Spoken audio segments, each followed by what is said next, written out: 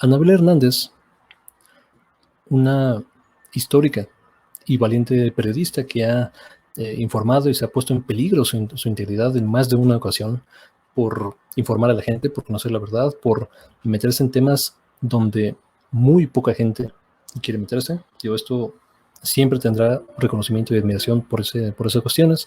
Habló sobre dos cuestiones, ¿no? Lo de General Cienfuegos y sobre esa reforma, ¿no?, que quiere promover el Banco de México, que bueno, permitiría, o eso dicen algunos, el lavado de dinero, ¿no?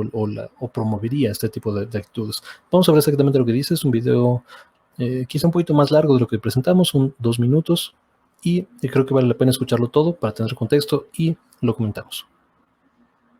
Esto lo dijeron sin censura, con Solo Vicente diré una Serrano. frase, porque es una frase que pude reportear. Y no es para justificar al presidente. Me parece que él tiene muchas cosas que explicar. Y me parece que tenemos que explicar por qué justamente, por un lado, abre la puerta al capital mafioso y, por otro lado, al mismo tiempo saca a cualquier observador internacional, a cualquier agencia internacional que quiera investigar. ¿No te parece sospechoso? Por un lado, pero no nos está corriendo, ¿no? Venga todo el dinero, no importa de dónde. Y por otro lado, váyanse todos los agentes extranjeros. No miren lo que está pasando. ¿No te parece extraño? Planteemos las dos iniciativas justo en el momento donde tú sabes el famoso puente Guadalupe Reyes, donde la gente ya de por sí está muy ocupada tratando de sobrevivir económica y físicamente al tema del COVID, donde ya a partir del día 12, pues la gente ya está, sabemos, en fiesta, está resolviendo temas de vacaciones, preparativos de Navidad, sabemos cómo es este ambiente en México en esta época. Y justamente dar el madruguete, el albazo con estas leyes, a mí me parece realmente una cosa extraña. Me parece que el presidente tiene que explicarnos. Lo que yo puedo decir hoy al auditorio es que al menos, en el tema de la liberación de Cienfuegos, sí hubo una presión. Y fue una presión de Crescencio Sandoval, el secretario de Defensa Nacional, que cuando Cienfuegos fue detenido, y después de que Andrés Manuel, y tú espero que hayas hecho escuchar de nuevo al auditorio lo que dijo el presidente justo un día después, que dijo que incluso iba a haber una limpia en el gobierno de cualquier persona que perteneciera al círculo de Cienfuegos. Está ahí el video, está ahí de las mañaneras. No estoy aquí sacando de contexto nada. Eso fue lo que dijo. Para cumplir lo que dijo, hubiera tenido que despedir al propio Crescencio Sandoval, porque Crescencio Sandoval fue un hombre muy cercano a Cienfuegos en la Secretaría de Defensa Nacional en el sexenio pasado. Y le dice, pues, estoy perdiendo el control del ejército. Me parece que esa frase fue la que muy probablemente haya movido al presidente de tomar esta decisión. Lo que no se puede explicar es qué lo está haciendo ahora, avalar, impulsar esta ley Cienfuegos y la ley, los cambios a la ley de Banxico que permite la entrada, pone en alto riesgo al país, permitiendo prácticamente la entrada de dinero ilegal, prometiéndoles la legalización, porque en el momento que Banxico, el Banco de México, compre esos dólares y los cambie por pesos, pues ya les lavó el dinero en un instante. Cuando esos capitales vayan a Panamá, no, a mí me los cambió el Banco de México, mire, aquí viene mi papelito, mi dinero está limpio porque ya me lo cambió el Banco de México. Eso es lo que va a suceder. Esto es lo que expone la periodista, la reconocidísima periodista Anabel Hernández. Vamos por pasos. Yo creo que en general tiene razón, por lo menos en uno de sus dos grandes comentarios, que es el de Cienfuegos, y en el otro, en el de lavado de dinero y, ¿no?, la ley Banxico y el capital mafioso y los observadores internacionales, tiene razón, digamos, a medias. Y vamos a ver por qué. Primero, lo de Cienfuegos, ¿no? Esta declaración a la que se refiere, donde el presidente López Obrador celebra la captura de Cienfuegos y el día inmediato después a la captura, y dice exactamente eso, que no solo celebra la captura, sino que va a haber una limpia, que va a haber reformas, ¿no?, y que esto es una muestra, y que es un paso interesante para no transparentar el ejército, que no va a haber impunidad y bla, bla, bla. Después, ¿no?, después de no sé qué, o sea, después de algo tuvo que haber pasado porque cambia el discurso del presidente López Obrador y después sale, ¿no?, el canciller Marcelo Ebrard diciendo que repudia esta cuestión, que no se cooperó con México, que cómo es posible, que se vulnera la soberanía, bla, bla, y que, ¿no?, se hacen todas las gestiones y la presión. Ahora sabemos, ¿no?, yo digo, si Anabel Hernández lo dice, alguna fuente debe tener la presión directamente del secretario de Defensa, que decía, o sea, si esto pasa, ¿no?, si esto sigue adelante, vamos a perder el control del ejército. O sea, presionemos para que lo traigan para acá. Se logra traer para acá, y eso es algo que aquí en este espacio criticamos profundamente. O sea, yo no concibo que una autoridad mexicana tenga la capacidad particularmente la Fiscalía General de la República, antes Procuraduría, que nunca, o sea, históricamente nunca ha servido para procesar a las élites económicas, políticas, militares de México, que ahora exista suficiente voluntad política y suficiente facultades institucionales para poderlo procesar de forma satisfactoria. Hasta la fecha, el tipo sigue libre. Ya van que 3 semanas de eso, un mes, el tipo sigue libre.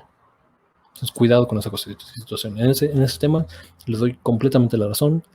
Y sí, o sea, López Obrador tiene que pagar un costo político por estas decisiones, o tiene que, a través de la Fiscalía y a través de los mecanismos de impartición de justicia en México que nunca han funcionado, tendrán que por primera vez dar resultados históricos. Eso, de acuerdo.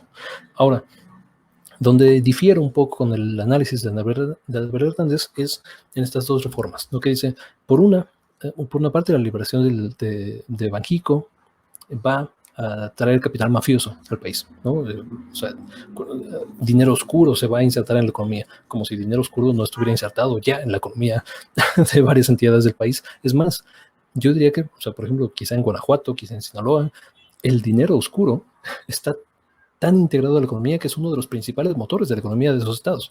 Entonces, o sea, alejarlo de esta realidad me parece, ¿no? Obviar algo, una cuestión evidente en el país, ¿no? Y además, Banxico, o sea, es autónomo y debe seguir autónomo, pero no es omnipotente, no omnipresente, o no es un santo, y ha sido omiso en la integración de capital extranjero a México.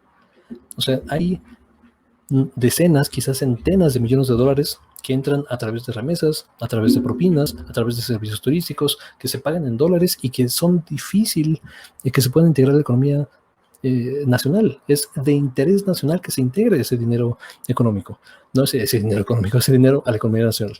Y Banxico ha sido completamente omiso en este tema. Tiene una deuda histórica en esta cuestión. Ya lo dijimos en el segmento anterior, pero lo reiteramos. O sea, tiene que integrarse a la economía nacional y Banxico no lo ha hecho.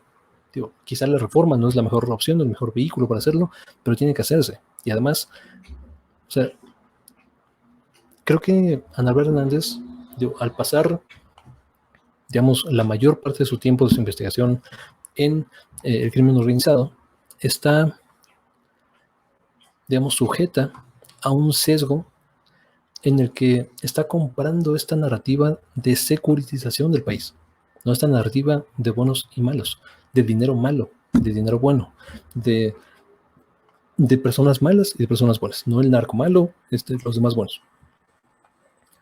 Cuando el fenómeno es mucho más complejo que eso, como si las estructuras de poder, llámese el Estado mexicano, no solo se haya beneficiado, sino haya promovido en muchos sentidos la creación y el fortalecimiento de este tipo de aparatos, y que los haya a propósito mantenido en la informalidad, no en lo oculto, para no frecuentemente poder justificar acciones militares, acciones de opresión y acciones de extracción sistemática de recursos por parte, ¿no?, de estos grupos oscuros a favor de los Estados Unidos. Entonces, esto es una estructura, es una superestructura que está operando en México. No es, o sea, los narcos son solo un componente, son un instrumento, son solo una herramienta de una estructura mucho más amplia de control y de poder en México y en el mundo. ¿Por qué en México, ¿no?, le llamamos lavado de dinero, y en Suiza, Luxemburgo, Panamá, Islas Caimán y otros paraísos fiscales, que de entrada, ¿no?, el nombre paraíso fiscal, o sea, tu dinero va de vacaciones, no, tus millones de dólares van de vacaciones, van a un paraíso fiscal. Acá, no, acá se lava dinero, eso es malo, eso no se puede hacer. No, allá, pues van de vacaciones y la pasan bien, ¿no?, y se juntan unos con otros, y platican y tal. Acá se llama lavado de dinero, allá se llama secreto bancario.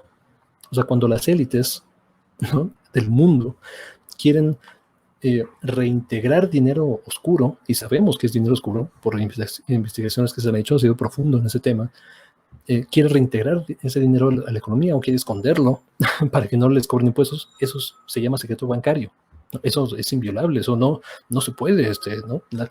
Pero cuando en México una persona quiere cambiar $1,000, ¿no?, que le llegaron de remesa de un familiar, o quizá de una actividad, ¿no?, que hoy es ilícita, pero no debería ser ilícita, como la siembra quizá de marihuana, ¿no?, de opias, eso, lo que sea, quiere cambiar ese recurso, no puede. ¿no? Y es lavado de dinero, y vamos con todas las de la ley en contra de esa persona. Entonces, en esa cuestión me parece simplista, ¿no? Digo, un tanto cerrado el análisis de Ana Hernández. Eso por un lado, y por último, lo de los observadores, ¿no? O de los agentes extranjeros en México, que es un tema que donde la sorpresa no es que se quiera regular a los agentes extranjeros en México, digo, particularmente la DEA, el FBI, la CIA, etcétera, porque sabemos que son los que más interfieren en México. La sorpresa, o lo que debería indignarnos, es que no estuvieran regulados hasta hoy. Es que operen como en su casa, cabrón. Es que nos enteremos que estén aquí hasta que, ¿no? Hasta que sale un escándalo o atrapan a alguien, ¿no? O ayudan en la captura de no sé quién o en la balacera de no sé cuánto y alguien sale herido. O sea, hasta entonces nos enteramos que existen en México. Eso es un escándalo histórico. Se tienen que regular, por supuesto. Y si en algún momento se tienen que correr, pues que se corran. Pero en el fondo lo que estás diciendo es que está bien que subordinemos nuestra seguridad nacional a cualquier país extranjero que quiera traer, ¿no?, a sus agentes a que trabajen, a que operen, a que vigilen, o sea, no, cabrón. ¿En dónde en el mundo pasa eso? En ninguna democracia sucede ese tipo de cuestiones. Entonces, bueno, o sea, creo que, de nuevo, Sanabria Hernández ha pasado tanto tiempo en esta narrativa puramente securitizadora o donde ve, ¿no?, buenos y malos en una situación, y quizá se está perdiendo por esa visión, por esa experiencia, por ese sesgo, que además no le estoy culpando por tener ese sesgo. Si yo hubiera pasado tanto tiempo como ella en esos temas, seguramente tendría el mismo sesgo, o quizá peor. Se está perdiendo el panorama internacional, del panorama geopolítico, de los intereses y del sistema, de la superestructura transnacional que opera detrás de estos instrumentos, ¿no?, de estos grupos de crimen organizado. Pero bueno, hasta acá dejamos este comentario. Digo, cuéntenos, díganos, usted, por favor, que nos ve, si está de acuerdo con el comentario de Ana Hernández, o si está de acuerdo quizá con lo que decimos acá, o con ninguno de los dos, tiene otra perspectiva distinta, y me gustaría saber cuál es esa cuestión. Muchas gracias por ver, muchas gracias por ver, por compartir, suscribirse, y nos vemos hasta la próxima.